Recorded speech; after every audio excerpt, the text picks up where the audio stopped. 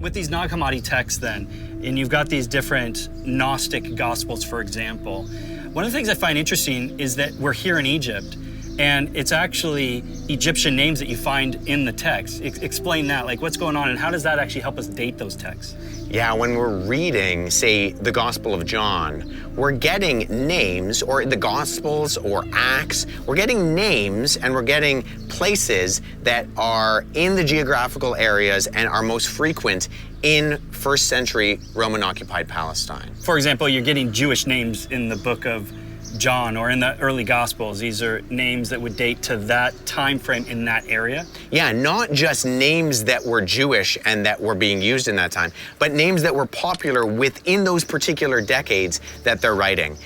A series of scholarly studies has shown that, though Jews were located in many places across the Roman Empire, people's names often tended to be geographically located. By observing literary and archaeological artifacts, a list of common names can be clearly identified. By narrowing down the most popular names in places that Jesus lived, traveled, and ministered, and by comparing these to the list from the studies, an interesting correlation can be seen. Just as we see today with popular names, a qualifier or nickname is often used. For example, notice that when Matthew lists the disciples in his gospel, certain names have a qualifier or nickname and others do not.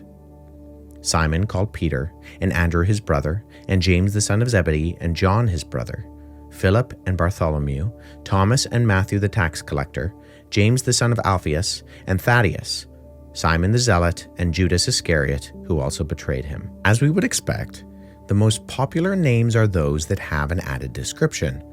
When we compare the most popular names in Judea and Galilee during the first century with names we see listed in key places in the biblical Gospels, we find that all the names with qualifiers match with what we'd assume if they were actually written in the time and place they claim to be narrating. In contrast, the Gospel of Judas only has two names that would fit, Jesus and Judas, but contains a host of other characters whose names match not with first century Judea or Galilee, like the biblical Gospels, but with names that were popular in Egypt during the 2nd and 3rd centuries.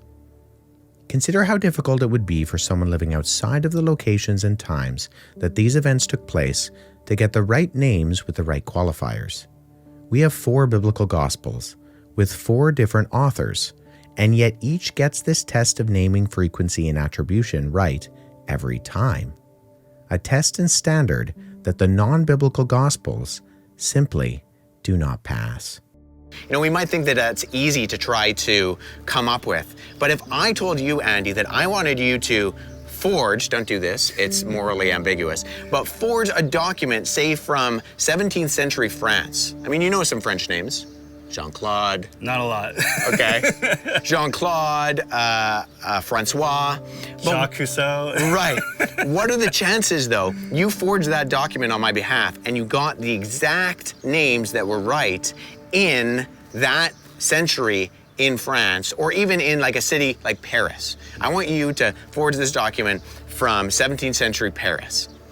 Well, that's actually a lot harder than you might think, because names change in popularity from decade to decade, even year to year. And the interesting thing is, when we look at the Gospels and Acts, we find that the popularity of those names in those geographical areas, in those centuries and decades, corresponds exactly to what we should be seeing if that is exactly when it was written.